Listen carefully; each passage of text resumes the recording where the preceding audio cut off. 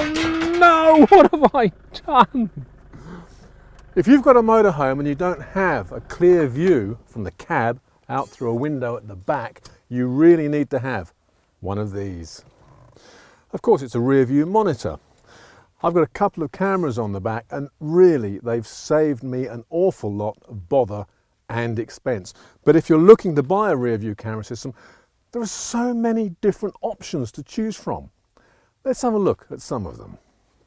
For a start, you're going to have to consider what monitor to get. After all, it's the monitor that you're going to be looking at, not the camera. And there's a wide choice. Consider the sizes. You have one starting off at about 4.5 inches, and then 5.5 inches, up to 7 inches. Do you want to have the monitor on the dashboard, like this one, or this one? Or do you want to have it up where the rear view mirror is? And they just clamp on to your existing rear view mirror. If you don't have an existing rear view mirror, well, you can get a little bracket like this. It's a very handy little gadget. Then, cameras. There is a wide variety of cameras as well, and you have a lot of things to choose. Do you want a silver camera, a black camera, or a white camera? Do you want a black and white picture, or a colour image? Well, frankly, most cameras nowadays record in colour. People used to think that black and white was somehow easier to see, but I think that's rubbish, frankly. Then perhaps the most important decision of all that you need to make is, what do you want to see in your monitor?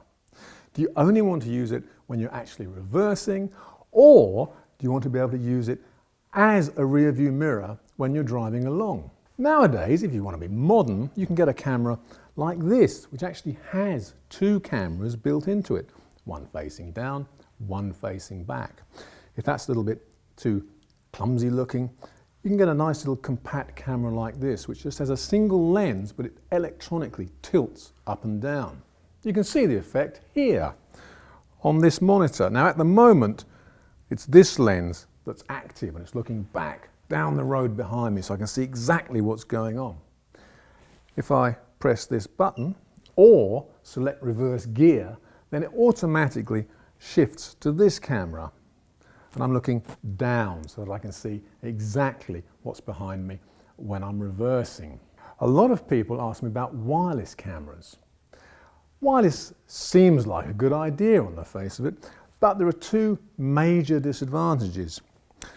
The first being that you have to get the power to the wireless camera at the back of the motorhome. So you have an aerial on the camera, you have another on the monitor.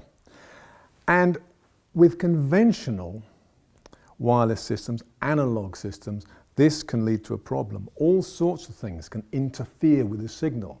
And I have a friend who tells me that he was stopped at a traffic light and started hearing a baby crying coming out of his monitor. This is the sort of thing that happens.